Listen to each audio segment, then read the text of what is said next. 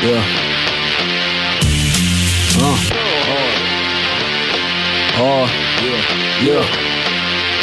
Militant-minded general, 9 gripped, equipped with blades and a pen that can sharpen your spine's tip. Level-headed, though my mind flips from side to side with an acrobat's experience. After I stick it, I'm luring down a demon-possessed Ahiye. Seems Jay's the best for the job with no code. What's the word, y'all? It's KTR _podcast, No Rose Podcast, and you are now live and direct with your boys, Cinko, Big Harv, and J-Bo himself for episode 26, the adult episode. You know, at the age of 26, that's when you hop off your parents' insurance. So you got to make up every means on your own. Some people go earlier than normal, you know. Some people get off at 21. Some people get off at 18 because they get kicked out the house. But anyway, this is episode 26. Hey. I'm sorry, I had to get all that out the way. It's the morning. I had to find something to give myself a weight. But how y'all doing today while I drink my mimosa? I'm good. Sun's out. I'm up bright and early. I'm good. I got nothing to complain about. That is not the proper class for drinking a mimosa, sir. That's more of a gin and cranberry juice glass. So I'm disappointed in your choice. I had to wait, hold on. I had to have a certain glass to drink a mimosa. I've been awake for quite a while. So I'm here. Good morning. But you're telling me I have to have a certain glass to drink out of a mimosa? That's what I'm saying. Why? You just throw orange juice or champagne in a cup. Does it matter? Nah, champagne goes in a glass. You out here looking like Plies. You need a specific mimosa. Yeah, you got to be proper out here. You got the robe. You got the money. And you got the wrong glass that you sipping your bubbly out of. It's disrespectful. That's all I'm saying, you know. But carry on. Yeah. Well, then, everyone. And before we get started on this episode, and before I get annoyed because I'm using the wrong glass, be sure to follow us on all social media platforms, KTR _podcast, Twitter and Instagram, No Rose Podcast, Facebook, YouTube, No Rose Podcast on all podcast platforms, Google Podcasts, Spotify, Anchor, Apple Podcasts, Podbean. We are on everything. And don't forget to get your merch too at prowrestlingtees.com/Know the Rose Podcast. Please and thank you. We're just gonna dive into the nitty-gritty real quick. We're just gonna go into I was gonna save it for last, but we're just gonna jump right into it because I feel like this is something that's been going on for the past week since it's been aired on TV. Mm-hmm. Booker T, my favorite wrestler of all time, you know. Person that looks like us, had a documentary with the WWE on A&E recently. Mm-hmm. You know, so if you haven't really, read any of Booker T's books or, checked out, his background, it gives you a good brief, about his life, a good 2-hour special about, from his childhood to, him after WWE, gives his like mid-career and everything. It was a good story, You learn a lot about him in such little time. Learn about his young life, where he unfortunately lost his parents at a very young age and had to grow up early, his trials and tribulations as a child, getting arrested, getting into the wrestling industry, during the wrestling industry, making the Hall of Fame, afterlife with the wrestling business, doing his own wrestling promotion with Reality Wrestling down in Texas. But in his autobiography, a lot of us want to see one thing about that was kind of left off on it. Mm-hmm. WrestleMania 19 was when Booker T probably had one of the biggest moments in his career, where he wrestled for the World Heavyweight title against Triple H in that storyline. And in the end, he lost the match, But at the same time, there was an event that led up to that match, a promo on Raw that Triple H broke down with Booker T. And we all wanted to hear the insight on that because Booker T, he did touch on some stuff in his autobiography about him saying the N-word to Hulk Hogan on his promo when he was with WCW, I believe. Yeah. Yeah. And he, had his thing, he talked about, his working with Stone Cold Steve Austin, his transitioning from WCW to WWE, but we never heard anything about this promo or about this match work, and we really wanted to hear about it. that was cut off. So, your thoughts on the reason why that was cut off from the documentary? I'll go first. My personal opinion is because that's probably one of the more racially driven segments or storylines in all of WWE. And we all know WWE, they are known for having some questionably racial storylines or gimmick or moments or promos, and not just with the African Americans, but also with Asian cultures and pretty much any other culture that's not white. But with that one, it was very, very I don't want to say graphic, but it was kind of blunt and obvious, especially with BookerT Documentary. They knew they was going to put in a very negative light. We're never going to hear the story from Triple H's side on that, but BookerT, we would definitely hear from that, and that was a perfect opportunity in the documentary. But of course, they're going to cut that out. Maybe in the future, it'll be, I don't know, on a special that somebody leaks on YouTube, or maybe after Booker T gets old and gray, he'll release on his own. But yeah, I think it was just extremely racially driven, and WWE did not want to bring light to that at all. Yeah, and man, y'all know, me and old age Book don't see eye to eye on a lot. Yeah, and that's what I feel like it is too. I feel like playing Mr. Soft Shoe. He ain't talk about things he wanted to talk about. He talked about what the company gave him approval to talk about. Mm-hmm. So even if it was something that he wanted to talk about, like you say, Vince and the higher brass, they're not gonna let that go down because they're trying to escape that now. Mm-hmm. Racial, the homophobic things they've done in the past, all that they don't want that to be the center of attention, no matter what the situation is or what the subject is.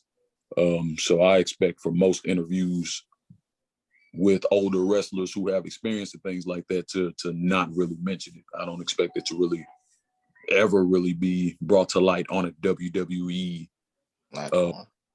platform. Yeah, I don't see it. I don't see us getting any answers in that regard.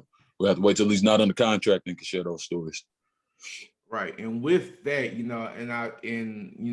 obviously, I'm the one that's like constantly on social media seeing everything. And like, once that was out, a few of us were, unhappy with, why we weren't able to see or get an explanation about that, or just hear about or touch on the topic, And with Booker T, I can see why he's just in like this complicated situation. If he did want to speak out about it, or speak up on it, because the times we're in right now is, it's troubling times. Stuff it's just hard to be African American within America, pretty much. And so being vocal at certain times is just like they want you to, especially if you got that spotlight. But with Booker T, this is looking from the outside in, I could see how this may be difficult, especially like, if you have lived his life with his upbringing, lost of parents at an early age, jumping from house to house, going to jail early, at that point when he got his life good, it looks like he doesn't want to do anything to alter or backtrack and go backwards in his life. Security, yeah. Exactly, security, like job security, money. Because like at the end of the day, because like I saw like I think an article like on Twitter, something like that, was talking about why that wasn't on A&E's, because he said it didn't matter to him. He got the biggest payday from doing that match at WrestleMania, and his family is good. And that were the two things that mattered to him pretty much at the end of the day. With that, my thing about Booker, man, this is me personally though, is that when he came in and when he rose to where he was, when he was on top, as really the only black man on top in the business other than The Rock, he was really for wrestling black culture. He was more black culture than The Rock was. They always steered more into The Rock's Samoan ancestry, because that's who really wrestled, other than his dad, was the whole Anoa'i family. So they put more pressure on that. With Booker T, he was black. He was black. He was black. He was black. That was really it. He sounded black. His swagger was black. The way he approached things was black. He was black. And the older he's getting, to me, it feels like And that maybe he never really realized it, or he never really paid attention to the fact that he was that for Black culture in wrestling, period, not just the company he was in. In his older age, he's not really living up to that. And it's his prerogative, you know what I'm saying? If you care more about your family security, of course, I can't knock you for that. Get your money, do your thing. But for somebody who I looked up to him for different reasons, I guess, than like Cinko, that's your favorite wrestler or whatever. I looked up to him because he was Black succeeding in wrestling. And to me, he was unapologetically Black at that time. Now I feel like that's all gone. And he's glad-handed Mr. Soft Shoe, Shuck and Jive, Booker T. Because he need to eat. He need to, he needs to stay where he at. I understand that, but at the same time, man, stand up. You got to stand up. I don't feel like he does that very much. That's just me. Okay, so when you say stand up, it's basically, I already know what I mean by stand up, but like in this position, if he did, how sometimes, business will react to that. Yeah, He'll end up one as well. The internet will take care of you. Yeah. He's still avenue to make his bread. He'll find a way. You know what I'm saying? Rose up if he wasn't the one to say 50% of the locker room that forgave Hulk Hogan. Mm-hmm. Nah, you ain't even have to say, you ain't even have to fix him out to say that. Same with Titus. I'm disappointed, not just continue with the subject. I'm disappointed in Titus O'Neil too. He was out there glad-handed doing the same thing at WrestleMania. And again, I understand why, but at the same time, you have a bigger response, even if you don't realize it, you have a little bit bigger responsibility than just being Black dude standing up there for WWE, being an ambassador, Yeah. Like do a little more for you folks. That's just me. Again, that's just me. I understand business, I understand how that goes, but I'd like to see a little more from the veteran, the older Black wrestlers for the younger Black wrestlers. I don't feel like they're really doing much with them as far as their Blackness, their culture. You know what I mean? Yeah. Okay. I thought you were gonna say something else, J-Bo said all day. No, I mean, Harv took the mic away with that. Yeah, like I said, it's just, I'm an overthinker. I apologize. Yeah, I can see it. No, it's just real complicated. Like it's just looking from the outside in, from the inside out. Yeah. It's just like, all right, now if you are that person and you got all that money and you're not trying to lose it, just like, what do you do? And it's also on the Booker T is where he is. Like Harv has been saying, he is a prominent, legendary Black wrestler in the business who also didn't have virtually anything growing up. So first off, you don't have anything. Second off, you are a Black wrestler who was at the top of the game. There's a lot to lose at that portion. And when you brought up like Hulk Hogan, how he was instantly forgiven, Booker T, if he were to come out and actually say, the things that he probably wants to say, what he experienced, what he knows, he's not going to easily be forgiven. He can easily be kicked off to the side, no matter his legendary status. So, for sure. Right. And I understand that. It's just like, and they just look at it like that. So like, it's like being that vocal, especially trying to make it and just be more successful in the business. You get blackballed and you can't get that type of money anymore, possibly. And that's just ain't nobody gonna pay him. Like I'll give you that. Nobody. Yeah, that's the thing about it. It's like man, like that's why I say it's hard being that person, because you got all that pressure on you. The wrestling business is different from any other sports business and avenues, pretty much. So like wrestling, you get paid, you still losing a lot of money doing other things as well. Mm-hmm. And the independent circuit's not paying like WWE either. So it's just like, I feel for him. That's hard. If he does want to speak out, I mean, it's a real tough situation. If not, it is what it is, pretty much. If he speaks out, used to his AEW debut of Booker T. Oh yeah, if he leaves the company, I feel like he might speak then. But like right now, like he's just trying to collect that bread, take care of his family. He retired. Help support and build his own independent wrestling promotion. Because at the end of the day, WWE is a $1 billion organization, and he collecting his legendary contract while getting his part-time contract as well. So Hey, you gotta feed your family. Y'all got kids, y'all understand. So yeah. Oh, look at it.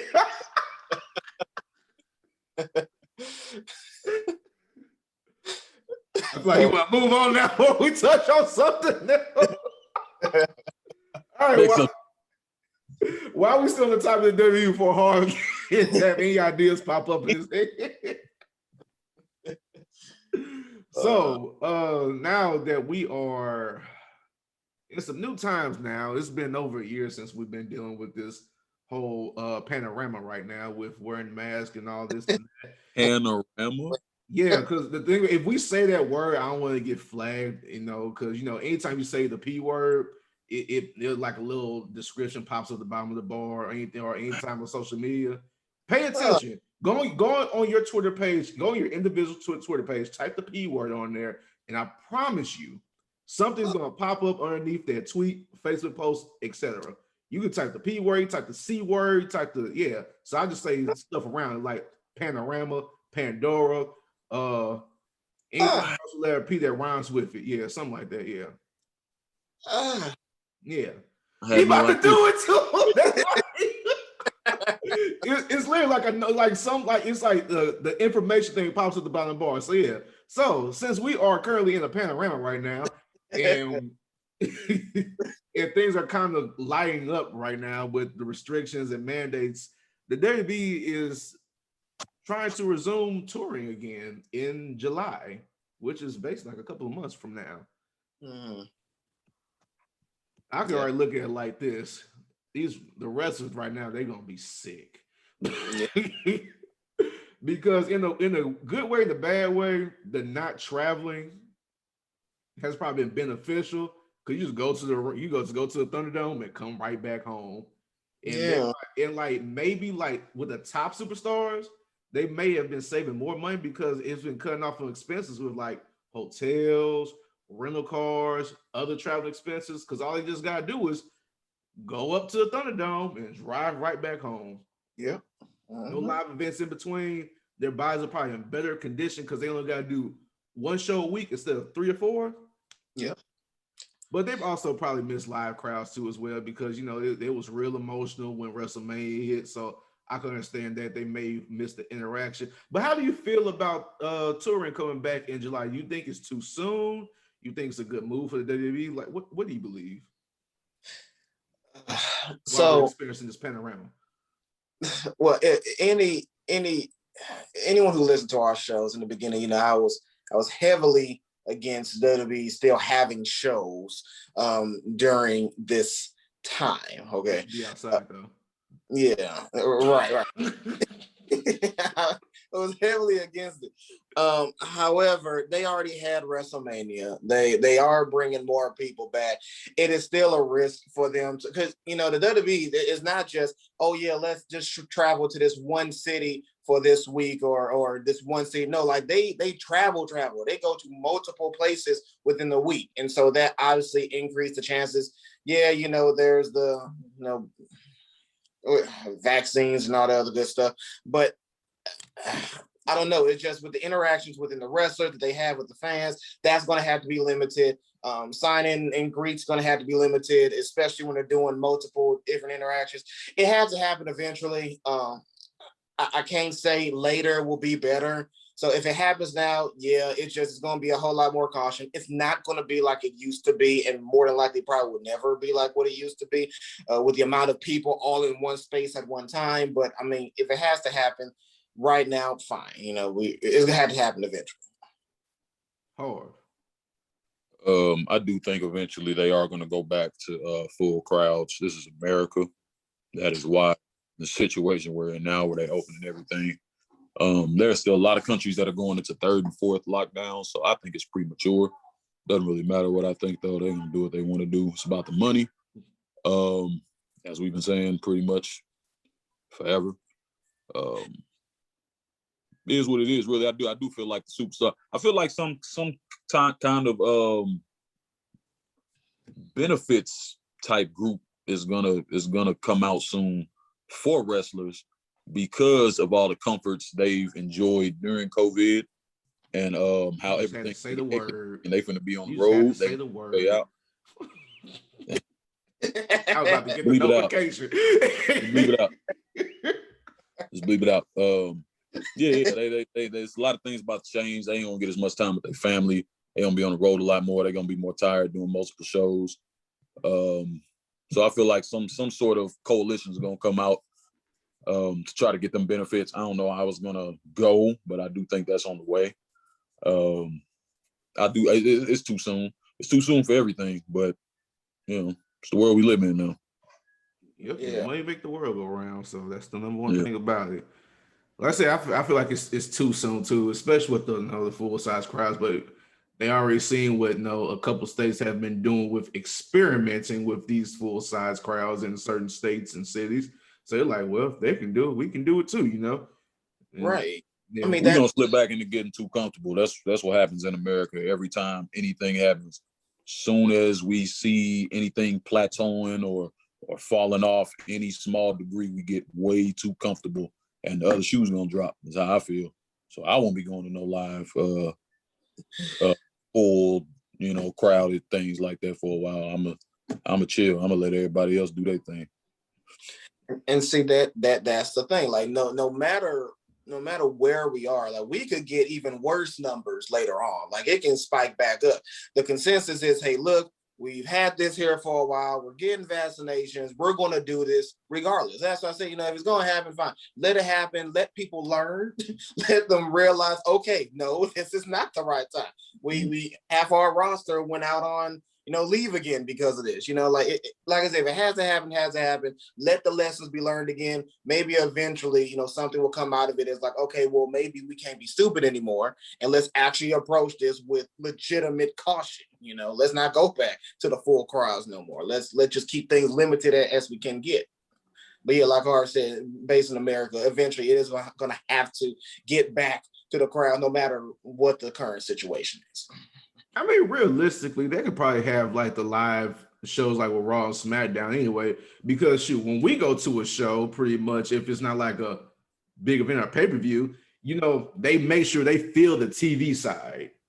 Mm-hmm. And the opposite side, is either if it's not enough tickets, so it's blacked out, or they just got people scattered around. So just use the whole arena, scatter people around, and it could work out that way. But yeah, like I said, I'm That not. is a good point. Their attendance numbers was already dwindling to Yeah, where so it's like because they do their very best to make sure every seat on that TV side is full. That's what they make sure to do, because they try to block out as many seats on the other side until they reach capacity with that TV side. Then they'll open it up. So that's what I think she did. But like I said, I won't be attending no big gatherings or live events no time soon.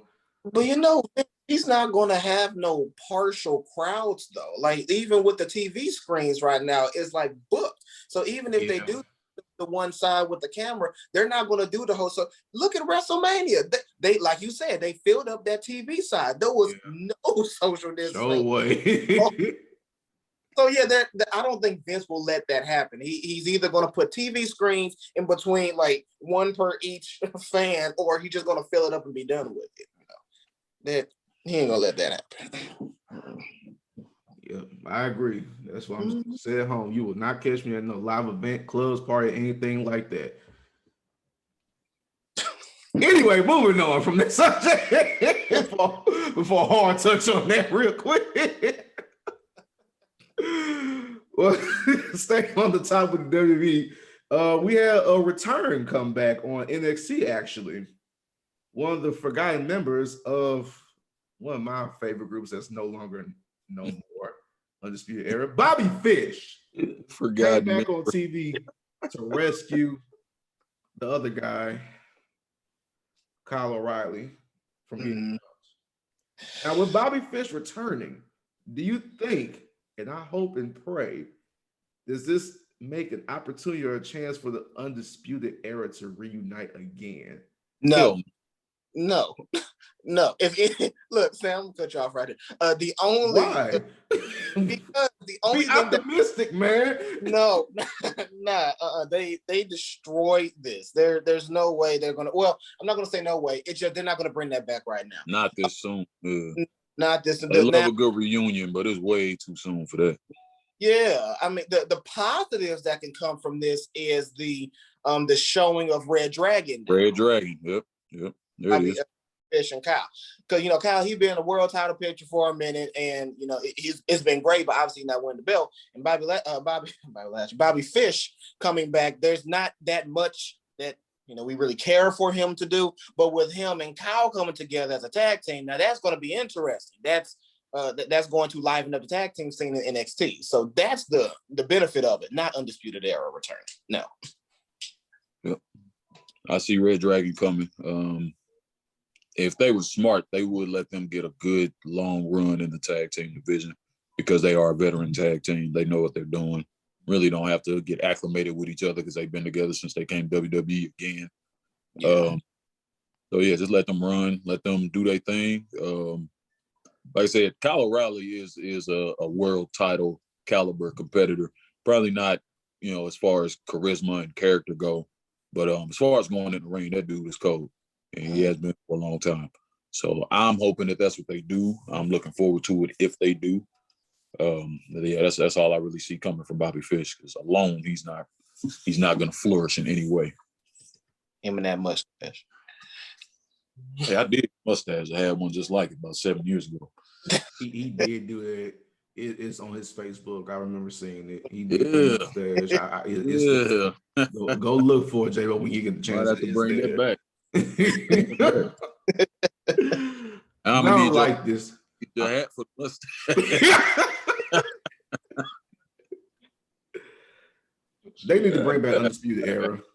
No, yes, they do. All four of their entrance music are trash now. I put my TV on mute when they come out and just let them wrestle when the match starts. For about a year now, they've been doing that. That ain't gonna change nothing, buddy. It's just dead. It's dead. Look, I like Kyle O'Reilly in a group. This singles thing gotta grow on me real quick. Why they put him in a tag team? He ain't gonna be single. Because it's like a while longer. There's nothing wrong with Kyle O'Reilly. He got great charisma and everything. It's this little him by himself is a little off to me. I'm not gonna lie to you. It kind of saying why it is, so I ain't gonna say why it is, but I know why it is. Okay. What do you think about it? No. We'll talk about that in our private chat. No, I mean, we agree that it is a little awkward for each user, and yes, they was great as Undisputed Era, but how they destroyed it, there's just no way sensibly for them to bring them back this year or within the next week, honestly. And so we gotta let it be, Cinko. Let it be. It's okay, Plige. You just let it be. Run off that plug, okay? I hate you. I have no idea where you're going with that. But anyway, it had multiple meanings that we're not going to speak on camera right now. But moving on to the next and final subject, MIRO is now the new TNT champion. The best man is the man now. After defeating Darby Allin. How y'all feel about this? Calling that man the best man is as bad as WWE calling Backlash. I don't know who the hell came up with that moniker. It's terrible. I'm a huge Rusev Miro fan. I don't care about him winning the secondary title. I mean, it's big. You did say that on Twitter. Yes, I don't care. He's been here before. It's just a new company. And it's just another WWE guy coming in and winning one of their original titles. So I don't care if he's not world champion. I don't pull the trigger already, man. Y'all know y'all cherry picked him because you knew what he could do because of his wasted potential. What you wasting time for? You wasting time just like they did. You don't. Who cares? Not who cares. It's a cool title. They're doing their thing with it. It's not that it's a bad title, but he doesn't need it. He don't need it. Give him the world title. Let him go. That's all I'm waiting on. J-Bo. Is what it is. He was well wasted in the best man gimmick with Kip and best friends. And since he came back, he was not as relevant as we wanted him to be. But when he did start this, I don't want to say last minute, but this thing with Darby Allin and him coming for gold now, then he started to get more interesting. I agree with Harv. I really wanted him to go after the world title, but right now he's heelish, and Kenny Omega is a heel right now, so it wouldn't make sense. I will accept the TNT title for the moment, mainly because the TNT title is being treated way better the United States or the Intercontinental title back in the WWE, which is where he was mid-card throughout. That's fair. I'll give this a bit of more of a chance. This is also an opportunity for him to wrestle every week and put on the matches that we know he can put on. So I'm more optimistic, but overall I do agree with Harv. With the type of talent that MIRO Rusev is, he's world title caliber, and that's honestly more entertaining in my opinion. He can cut promos well, he can be a dominant heel well, and he can be a good wrestling champion well. So I'm happy for the TNT title. I do want to see what he can do with it, but yeah, overall world title caliber is MIRO. I like winning the TNT title. It didn't bother me. I like mid-card titles over the main title because less pressure on you. You still a champion at the end of the day. You still get your checks. That's all I'm all about. Money. You get and get out the way. Too much pressure being the world title. All the eyes on you. You got to control the show. It's the whole company's on your shoulders. I don't want all that. I just want to have my gold, get this my money. Narcissistic fool over here trying Why I gotta be on that? trying to convince us that he wouldn't want to be a world champ. He'd be cool being a mid-carder. Shut it up. Ooh. Oh, nobody believe that. Oh, nobody want to hear that. It sounded believable. Somebody had to be the opposite. I was gonna try and do it.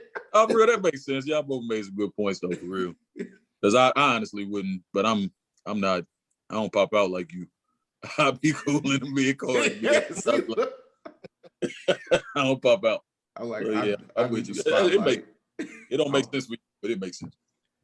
I want the attention. I want the spotlight to understand for me. See, yeah, exactly. So I was lying. I'm like, give me the company. All right, so that is all. More like they both said too. That's a good point. I am going to enjoy getting to see him actually perform more. That's another good point. I just feel like wasting this potential. If you look at Rusev from NXT when they called him a super athlete and he was wearing the barbarian loincloth. Mm-hmm. And he was chunky as hell, and he could still wrestle his ass off. Yeah. All the way till now, where he's in the best shape of his life and can actually talk. He can wrestle. He got everything he didn't have that he needed Lana for. There's no reason he still doesn't have any world titles under his belt. That doesn't make sense. Yeah. Patience is. He's done nothing but improve. That he deserves it. That's just where I'm coming from with it. Cool. I said that is all the time we have for today, and we're going to touch on something we haven't done in a minute. Our lightning round. Remember those? We did those about like a few episodes ago, but never brought it back. But we're bringing it back today, and we're going to do it for WWE WrestleMania Backlash. Jason Pick Jordan. y'all winners. You said what? I'm talking to Jason Jordan. You know that name. First match, WWE Championship. Who y'all got winning that? Bobby Lashley, McIntyre, or Strowman? Lashley retaining. He should. McIntyre. Cool. Next match, Universal Championship match, Roman Reigns or Cesaro? Roman Reigns. Yeah. Reigns. Me too. Cool. Yeah. SmackDown Women's Championship match, Bianca Belair or Bayley? Bianca. I said, I'm not gonna bet against her again. I'm done doing that. It never works. Raw Women's Championship, Rhea Ripley, Asuka, or Charlotte? Jesus Christ. Say it. Go ahead, say it, Harv. Say it. Ripley. No, hell no. Rhea. I'm going with Rhea. I'm going with the Queen. Rip. SmackDown Tag Team Championship match. But Asuka, he gonna keep it. So Ripley. SmackDown Tag Team Championships. The Dirty Dogs or Rey Mysterio and his son? No, this is for Cinko, Rey Mysterio and his son.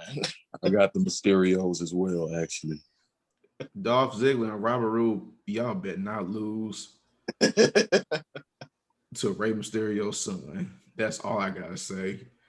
And you know, I'm tired of this because this is getting on my nerves. Dog, this is irritating. If they win, because the Street Profits lost, you telling me that Rey Mysterio and his son is better than the Street Profits? You telling me Rey Mysterio and his son are better than Otis and Chad Gable? You are telling me Rey Mysterio and his son are better than Shelton Benjamin and Cedric Alexander? You are telling me that Rey Mysterio and his son are better than the Iconics? You are telling me Rey Mysterio and his son are better than Mandy Rose and Dana Brooke? You are telling me Rey Mysterio and his son are better than the Riot Squad? You are telling me that Rey Mysterio and his son are better than Fandango and Tyler Breeze? You are telling me that Rey Mysterio and his son, Cinko. Please. Hard to swallow. Please. Just accept it. Please. WWE, do not let this happen. Yeah, pray to the gods of the Italian canals. I am going with the Dirty Dogs, and moving on. I'm sorry, I had a moment. Damian Priest versus The Miz in lumberjack match. Who you got? Miz. I'll go Priest. I'm going Damian Priest too on this one because it just makes sense for the build up, and I think that's all the matches. Yeah, that's all the matches. That's gonna be short and sweet. Nothing real too entertaining with this show, other than the Roman Reigns match with Cesaro. I think that would be a good physical match, but that's about it. Same here. Well, that's all the time we have for episode 26. Thank y'all for listening, for tuning in with us, and be sure to follow us on all social media platforms: KTR_podcast, Twitter and Instagram, Know the Ropes Podcast, Facebook, YouTube, Know the Ropes Podcast on all podcast platforms: Google Podcasts, Spotify, Anchor, Apple Podcasts, Podbean. We are everything, and don't forget to get your merch on ProWrestlingTees.com/Know the Ropes Podcast. Thank y'all for listening. This is episode 26. KTR, and we are out. What should they do? Big Harv. Pump those numbers. And buy a shirt.